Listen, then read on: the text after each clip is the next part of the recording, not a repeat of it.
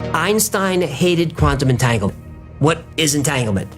This is when two particles transmit information to each other faster than the speed of light. Really, they transmit information faster than anything. Entangled particles transmit information instantly, no matter how far apart they are. All right, I'm going to try and keep this simple. So physicists, don't bother leaving comments. This isn't a video about quantum mechanics. Yeah, you Mensa eggheads, keep your yap shut. Come on, that's not nice. Hey, you know what Mensa stands for?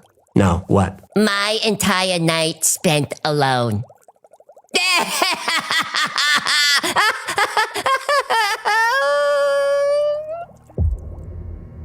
When two particles become entangled, they're now linked.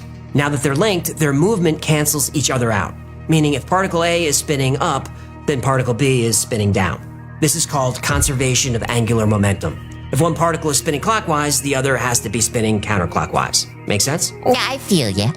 But remember how weird quantum particles are?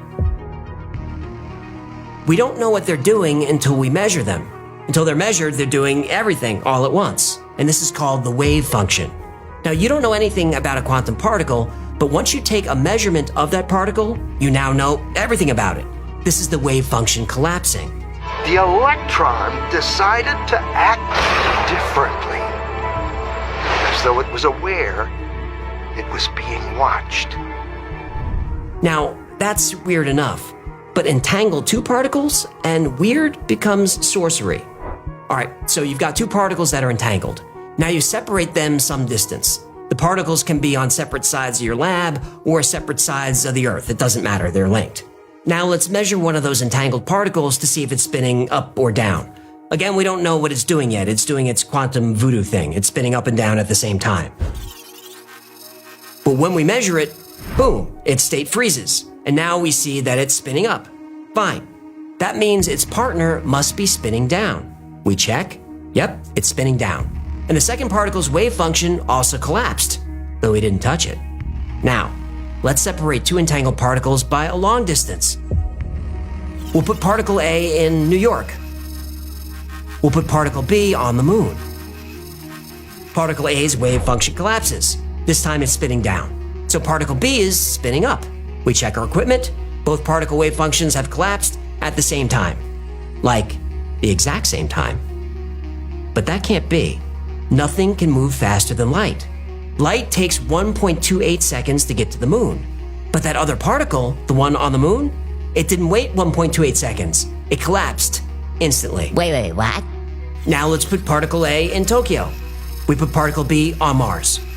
Collapse particle A, boom. Particle B collapses too, instantly. Now on average, light takes 12 minutes to reach Mars.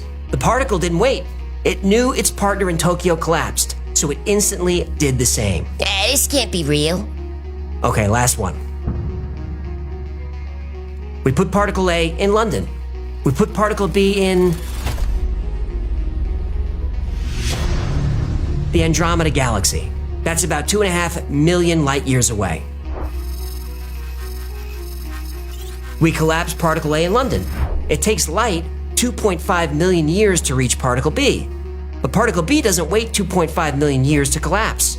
It doesn't wait 2.5 minutes.